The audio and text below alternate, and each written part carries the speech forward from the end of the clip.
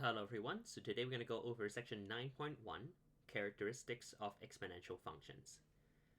So an exponential function is a function whose equation has the form y equals to a times c to the x power, where a is the coefficient, so it's not going to be 0.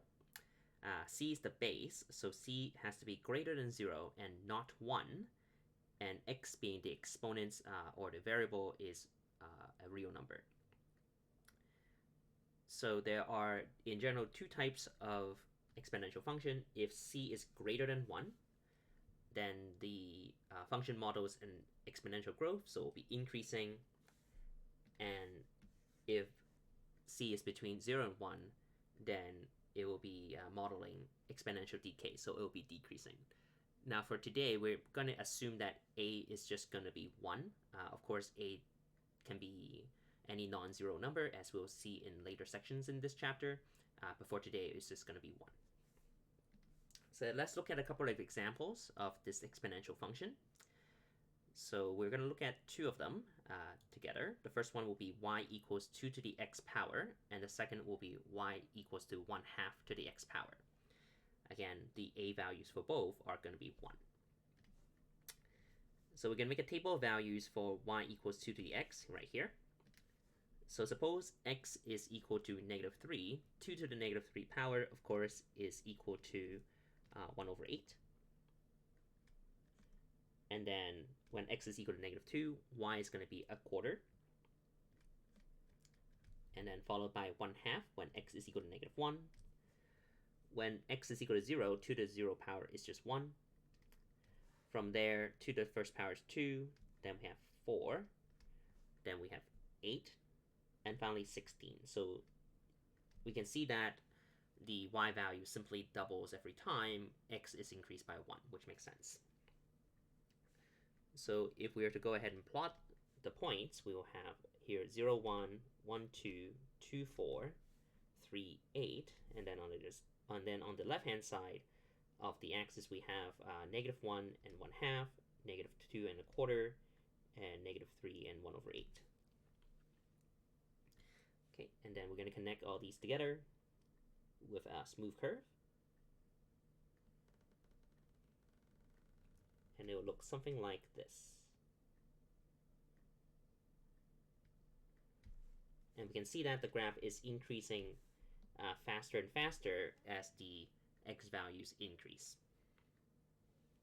So this is y equals to 2 to the x power, and it is exponential growth and is increasing.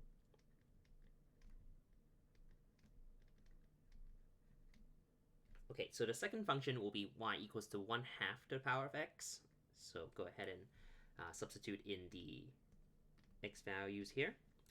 So 1/2 to the -3 power is going to be 8.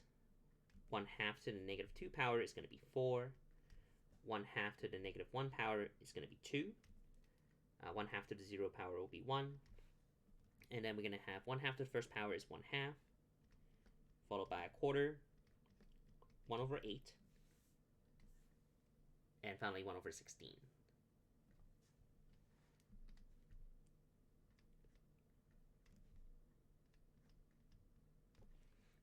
And if we were to plot those points, let's see here. Okay, so 0, 1, -1, 2, -2, 4, -3, 8, and then 1, 1/2, 2, 1/4, and 3 and 1/8. Again, connect these points with a smooth curve.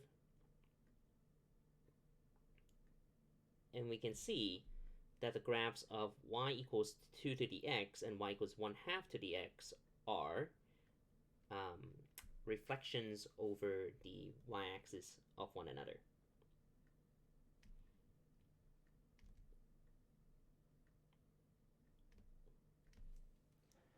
Okay, so this is y equals to 1/2 to the x power, and it is decreasing.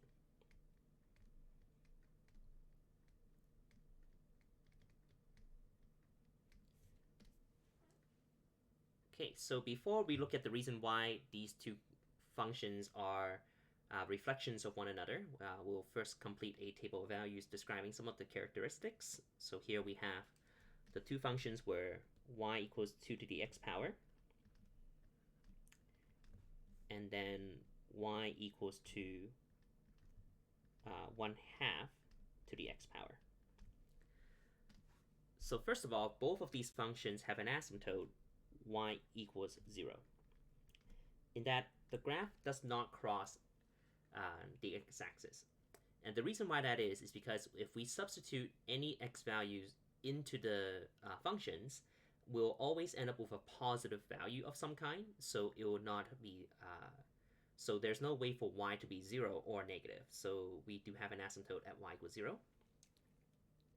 And for that reason, we also have no x-intercepts. The y-intercept in both cases is just 1. Since if we let x equal 0, we get y equals 1 in both cases. The domain for both of these is x is an element of the real numbers. There's no non-permissible values for x. And finally, the range will be y is greater than 0. So, which matches, of course, what we said about the asymptote and also the x-intercepts.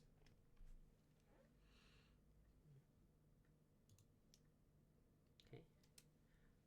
So again, another important piece is that since y equals 2 to the x power has the base that's greater than 1, it is going to be increasing.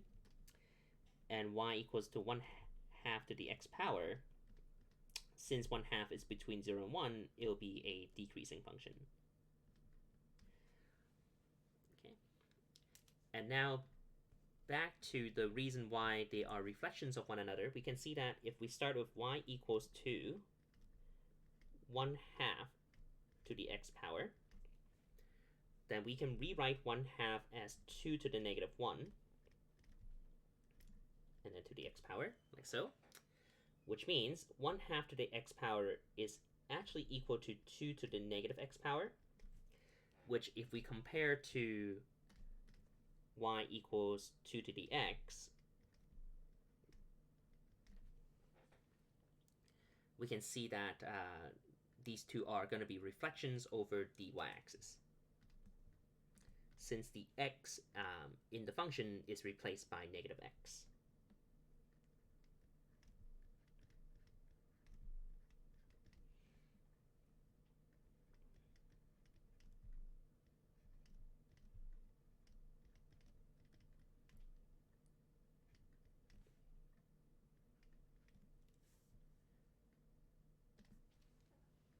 Okay, so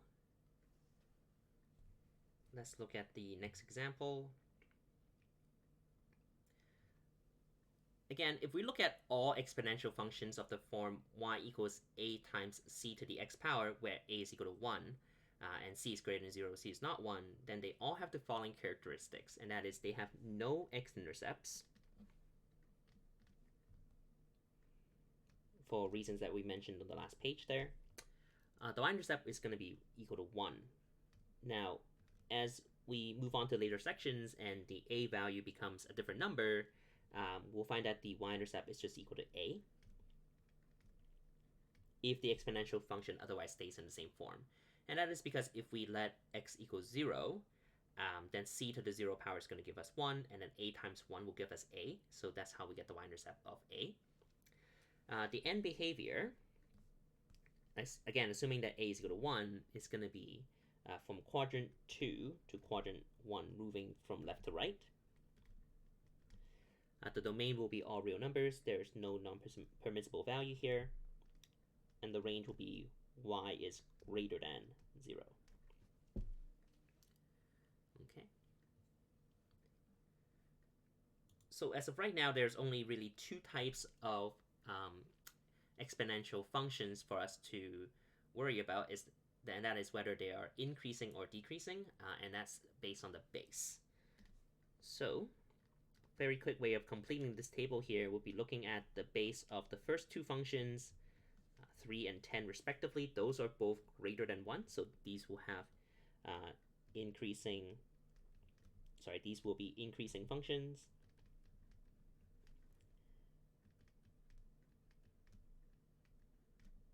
And then the next two, with their base of 1/3 and 1/10, those are between 0 and 1, so they will be decreasing. Now, of course, the exponential functions, they increase and decrease in very specific way, known as exponential growth for increasing and exponential decay if they're decreasing. Again, we're not going to be reflecting these just yet, so we're working under the assumption that the coefficient is just 1. All right, and then the rest of these properties will be the same for all 4 of these. So instead of writing the same thing out 4 times, you're going to say that the asymptote is y equals 0 here. The x-intercept, there's none. The y-intercept is 1, or the a value, which is going to be 1 for now. The domain is going to be all real numbers. Sorry, x is an element of the real numbers. And finally, y is greater than 0 for the range. Okay. So this is going to be the same for 4 of these. Just going to go ahead and draw an arrow to indicate that it's all the same. There's no reason for us to have to fill the same thing out over and over again. So the only other question to look at for now is what happens if we are given the function and we are to find the equation. So the first one here on the left, we have the points 0, 1, 1, 5, and then 2, 25. So we can see that every time the x value increases by 1, the y value increases by 5. So this would simply, of course, be y equals 5 to the x power. Right, very similar to what we saw on page 1. And also, we can check our answers here just by substituting the x and y values to see that they match up. If we let x equal 0, 5 to the 0 power is 1. If we let x equals 1, 5 to the first power is 5. And finally, if we let x equals 2, 5 squared is 25. So that matches perfectly. And then the second graph, we can see that as we move from left to right, every time the number is, the y value is quartered. So it makes sense for the function to be y equals to 1/4 to the x power. And as we saw on the last page, we can also write this as 4 to the negative x. So either function is correct. Okay, and that's it for today. On the next section, we're going to go over what happens when the a value changes and how we can apply some transformation to these exponential functions. That's it for today, so thank you for listening.